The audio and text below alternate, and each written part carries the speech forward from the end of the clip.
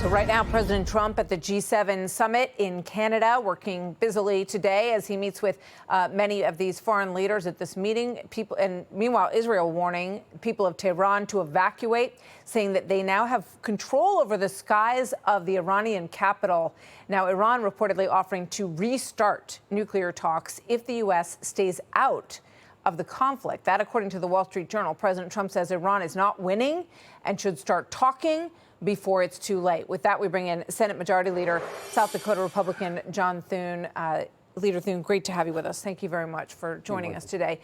You hear the president opening this dialogue to a potential sit down with Iran, saying it's a now or never offer and that it must include zero enrichment of uranium. What are your thoughts on that possible negotiation? I think the Iranians ought to take the president up on it. The president is prepared to make a deal, and this can happen one of two ways, Martha. It can happen diplomatically, voluntarily, by Iran choosing to end its nuclear program, or it can happen by force, which is what the Israelis are in the midst of right now. In one, you avoid a lot of death and destruction, and I would hope that the Iranians are wise enough to take the president up on his offer and to sit down and negotiate this out.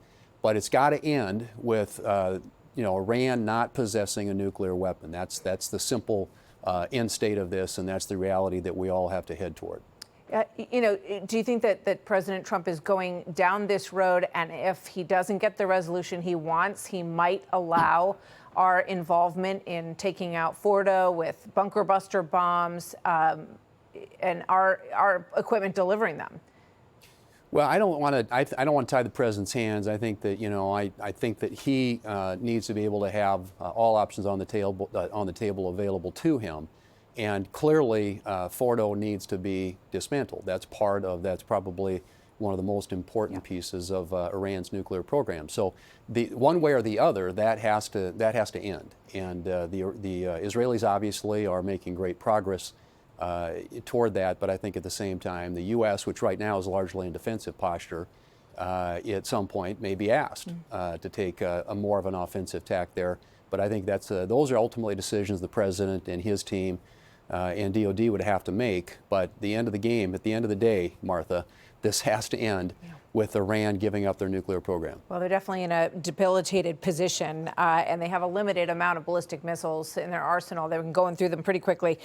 Let me ask you a little bit, Senator, about this big, beautiful bill and what it looks like on the Senate version. How would you explain the current status of it and what it would mean to Americans as they watch you today? Well, first and foremost, it means that the American people won't have a $4 trillion tax increase at the end of the year if the big, beautiful bill passes. That's what we're trying to prevent and avoid. It also adds a number of new tax pieces. It ends its tax on, as the president has indicated, tax on tips, tax on overtime, lowers taxes on Social Security recipients. There are a bunch of things in there, Martha, that benefit middle-income families. There's an increase in the child tax credit, for example. So it's preventing a huge tax increase, getting more relief to the American people in the form of tax relief and putting more money in their pockets so they're sending less to Washington. That's what first and foremost it's about. But it's about securing the border. It's about modernizing our military. It's about making sure that we are energy dominant heading into the future. There are a whole bunch of features of this bill.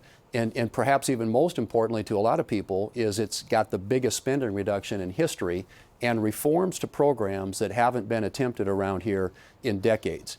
This is a piece of legislation that we need to get across the finish line. It's harder in the Senate. We have different rules that we have to comply with than they do in the House, and we're in the process of working through it. But in the next couple of weeks, I expect to get it done. Well, Rand Paul says you won't vote for it unless it has a debt ceiling requirement in it.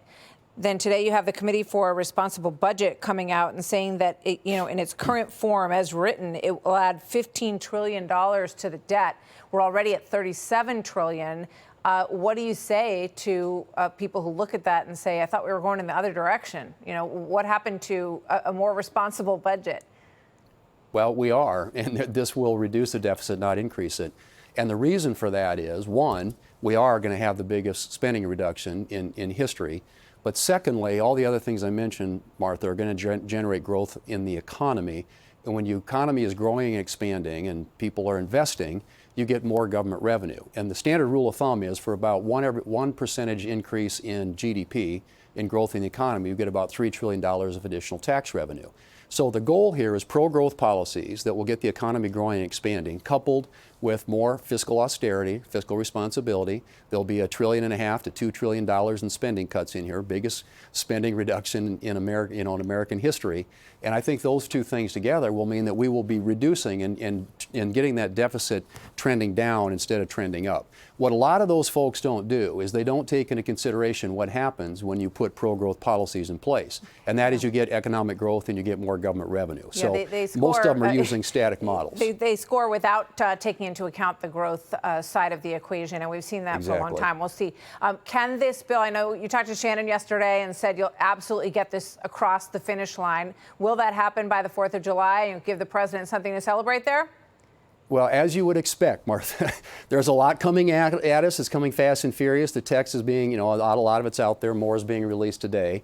And so, all the fine-tuning and tweaking and feedback and, negotiating that we have to do down the stretch is currently being done. So there's a lot of work between now and the July 4th break. But that's absolutely right. We're going to get this done, and it'll be out of the Senate, and hopefully we'll get it on the president's desk before the 4th of July. All right, we'll be watching. Thank you very much, Majority Leader Thune. Always good to see you, sir. Thank you. Thanks, Martha. You bet. Hey, Sean Hannity here. Hey, click here to subscribe to Fox News YouTube page and catch our hottest interviews and most compelling analysis. You will not get it anywhere else.